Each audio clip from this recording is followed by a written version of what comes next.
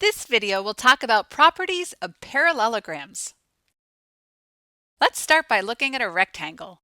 In a rectangle, opposite sides are congruent, which can be denoted with tick marks.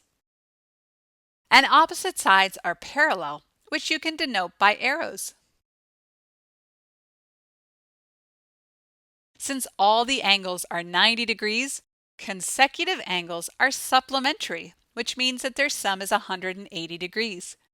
If a diagonal is drawn, what do you know about the two triangles formed? They are congruent, right? They have 3 corresponding equal angles and 3 corresponding equal sides. If 2 diagonals are drawn in a rectangle, they bisect each other, and they are congruent. These are the main properties of rectangles. What would happen if you take the same rectangle and keep the top and bottom lengths on the same parallel lines, but you push the corner to turn it from a rectangle into a parallelogram? Which of the properties from the rectangle are no longer true for a parallelogram? The angles are no longer 90 degrees, but the opposite angles are still congruent. And the diagonals, as you can see, are no longer congruent. But the rest of the properties are all true for parallelograms. Opposite sides are still parallel and congruent, consecutive angles are still supplementary, and the diagonals bisect each other. Remember that even though the diagonals are not congruent, they still bisect each other, meaning that they cut each other in half. Here are the properties of parallelograms. Are these other quadrilaterals parallelograms too? They are. All the properties of parallelograms are also true for squares, rectangles, and rhombi, which means they are all technically parallelograms. But it doesn't necessarily go in the other direction. A rectangle is always a parallelogram, but a parallelogram is not necessarily a rectangle because it might not have 4 right angles or congruent diagonals like a rectangle. A square is always a parallelogram, but a parallelogram is not necessarily a square because it might not have 4 right angles, 4 congruent sides, or diagonals that are congruent perpendicular bisectors.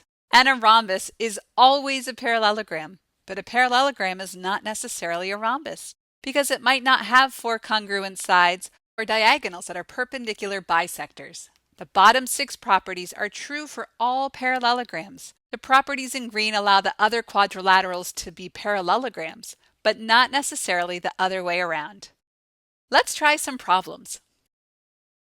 Quadrilateral ABCD is a parallelogram with AC perpendicular to DB. Select all the statements that must be true about the figure. First, mark what is given. Since AC is perpendicular to DB, draw the lines on the figure to represent this. And now start with the first one.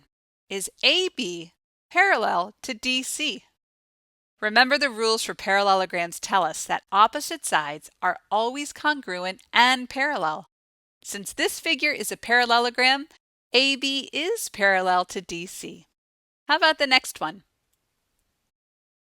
Is AC congruent to DB? You know from the given information that the lines are perpendicular. If this figure were a square, the diagonals would be congruent.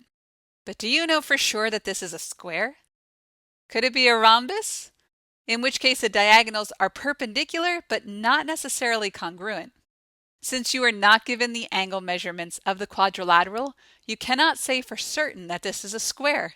Therefore, the statement might not be true. How about the next one? Is angle D congruent to angle B? We don't know the angle measures, but what do you know about opposite angles of parallelograms? They are always congruent, so angle D is congruent to angle B. How about the next one? Is angle A plus angle D equal to 180 degrees? Again, we don't know the angle measures, but if opposite angles are congruent for all parallelograms, and if the interior angles add up to 360 degrees, then consecutive angles have to be supplementary. So this statement is true. How about the next one? Are all four sides of the figure congruent to each other? Since the diagonals are perpendicular, this figure is either a square or a rhombus. So are the sides congruent to each other?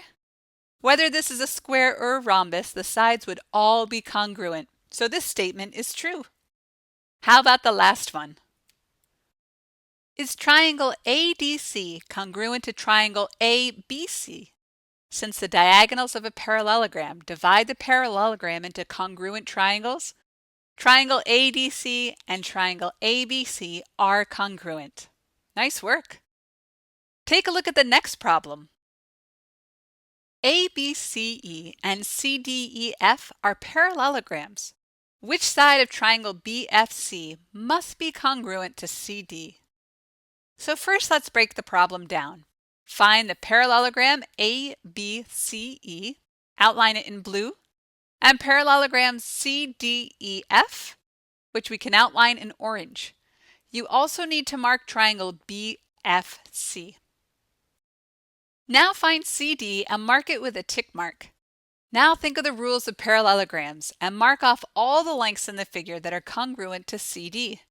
Since opposite sides of parallelograms are congruent, you can place a tick mark on the opposite side, which is segment EF. What do you know about the diagonals of parallelograms? They might not all be equal, but they all bisect each other, which means that the two parts of the same diagonal are congruent to each other. So place a tick mark on the other half of the diagonal, which is FB. Notice that FB is one of the sides of the triangles you were looking for. So CD is congruent to EF, which is congruent to FB. By the transitive property, this means that CD is congruent to FB, which gives you your final answer. Let's try one more problem. ABEF is a rectangle and BCDF is a parallelogram. Which side of triangle CGD must be congruent to AE? First, organize the given information. Here is rectangle ABEF in blue and parallelogram BCDF in orange. And here's triangle CGD. You want to figure out what is congruent to AE. So trace or draw a tick mark over AE. Here's AE highlighted in pink. What do you notice in terms of its relationship to the rectangle? It's one of the diagonals. And what do you know about the diagonals of a rectangle? They are all congruent. So since ABEF is a rectangle, the two diagonals are congruent, which means that BF is congruent to AE. Notice that BF is the left side of the parallelogram, which means that the side opposite is congruent. This means AE, FB, and CD are all congruent to each other. And the transitive property tells you that AE is congruent to CD, which gives you your final answer. In review, the properties of parallelograms will help you identify quadrilaterals and solve problems. Remember that although squares, rectangles, and rhombi are always parallelograms, the reverse is not always true. Good luck!